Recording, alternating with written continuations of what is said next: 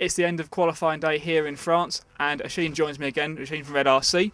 We're just going to have a quick discussion about the qualifying results, how the grid lines up for tomorrow. So we'll start off with our pole sitter, Ronald Volker. Ronald looked supreme again today. He had a bit of a bad round when he tried old tyres, and then the last round where it was a bit damp, he ran his wet car to try that out. What have you made of his performance? Well, I think when everything was right, Ronald was the man. No one was really near him. I mean, Victor TQ'd around, but as you say, Ronald was on used tyres. And in the last round, Elliot Harper TQ'd, but Ronald tried a wet car. So I think if everything works out, Ronald pretty much has this in the bag. Here's what Ronald had to say when we interviewed him earlier in the press conference. Everything went well for me. I had a good practice once, like you said, and the qualification went very well.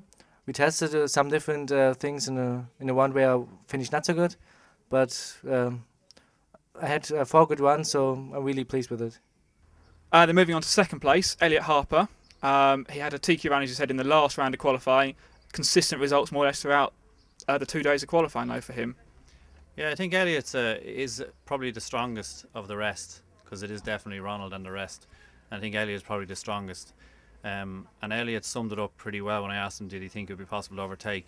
He said it is very hard to overtake here, but it's also very easy to make mistakes. So all it takes is a little mistake from Ronald and Elliot will be through. So yeah, I think Elliot probably has the best chance of making a challenge.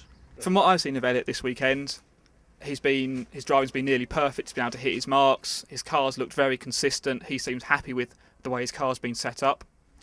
Yeah, Elliot's been going very, very well. He made one change today. He changed body shell. He went from a Speed 6 to an LTC, or the body shell that Victor's been running all weekend, but he didn't like it at all. He said the car was very loose. It looked like it was a drift car, really.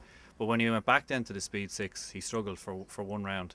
But then on the last round, he got everything together. He took the TQ, so that'll boost his confidence. So yeah, he's been very, very solid. Here's what Elliot said earlier in the press conference.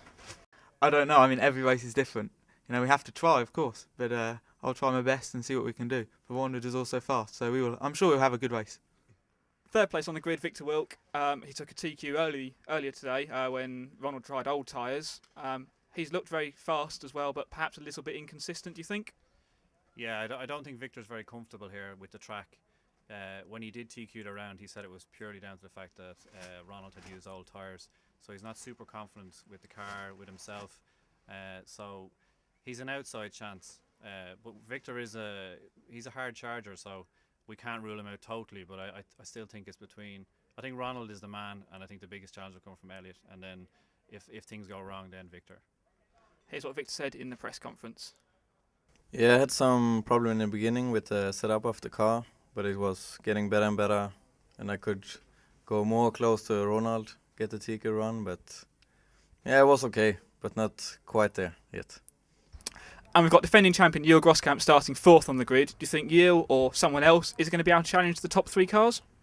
Well, Gilles has referred to himself as the oldest guy here this weekend. A lot of younger kids around him and ahead of him. But Gilles said that his biggest problem is he actually has speed, but he's just inconsistent. And he said that it's his driving. It's nothing to do with his car. It's purely down to him. One of the heats, he said he just halfway through he lost concentration, and that cost him a possible TQ run. So Gilles is a very mature driver. He's a lot of experience. He could be there, but I think he has a real battle in his hand if he wants to defend his title. I think from watching him today as well, I've seen his cars looked very good on the track, and when I spoke to him as well, he's just said his driving's let him down, not being able to practice on the track beforehand. Well, Gilles is very good technically. I mean, you could put Gilles in a bowl and you get the car set up. He's very, very good technically. So yeah, it is his driving that's letting him down. So maybe he'll come back tomorrow, but it's going to be very, very difficult to pass.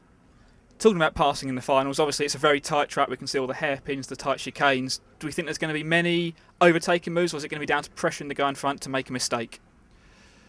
I think the first lap's going to be interesting, because all hell could break loose if one of the front guys gets it wrong. I do expect to see a few people have been called for stop and go penalties for hitting people, but hopefully up front we have a good clean race. Okay, Oisin from Red RC, thank you very much for joining us again. And follow us all day tomorrow, EFRA.ws, as we bring you all the action from all the main finals.